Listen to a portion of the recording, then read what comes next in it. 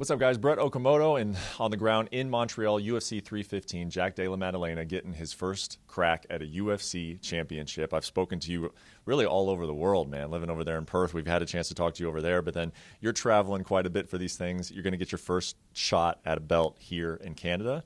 Does it feel different than all the other ones, knowing the circumstances of it? Not really. It feels much the same. Obviously, a lot at stake.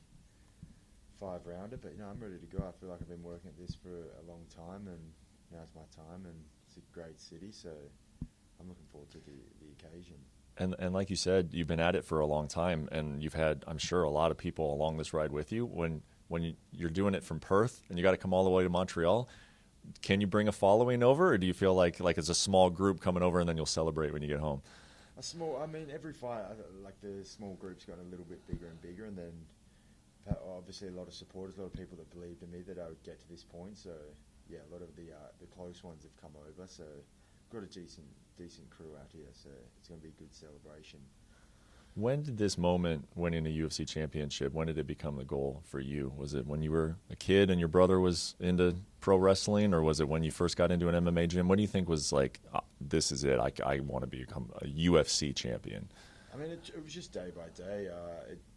It wasn't obviously getting into the sport. It was the big picture, that'd be pretty awesome. But it was never like, my God, I just enjoyed the sport, enjoyed training, wanted to get to the Australian title. And then, when I got to that, then I realised I sort of had the ingredients to get to the top of something, and then just use that same sort of mentality and work ethic to get to the top of the world. I mean, you kind of started training full-time MMA when you were 16, right?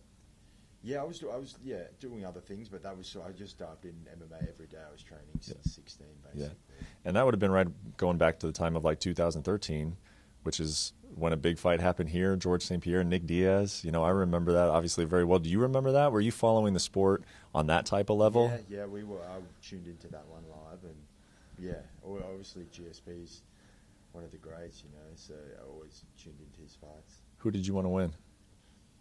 I didn't really. I was a Nick Diaz fan. I like GSP. I would never pick sides, but I was excited for the matchup. But I didn't really pick any sides. I know that you're more than comfortable with what you're going to face in the octagon, with all the media and the being on the main guy on the poster. What's that been like for you this week? It's been pretty cool, but it's been much the same. It hasn't been any more intense than usual.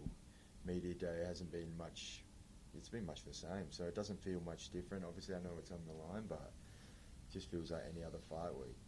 With the fight itself, once the fight starts, obviously there's a lot of tape to watch on Belal. He's been here for a minute. What are you expecting his game plan to be?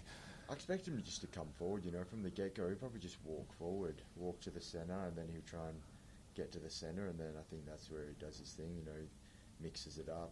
I think he'll throw hands, high output, but I think he'll be shooting for takedowns and just mixing it up. That's probably his bread and butter, is mixing it up pretty well. Yeah, we haven't seen the press conference. We've seen one press conference for you guys before you went into camp. We're going to see another one this week. He's been talking about he's going to show Canelo hands. He's not going to shoot for takedowns. I imagine maybe he'll say that again at the press conference. What are your thoughts on that? I mean, I think he will dip the toes in the striking, but I think he will just resort to his bread and butter, pushing a high pace. It's a fun thing to say.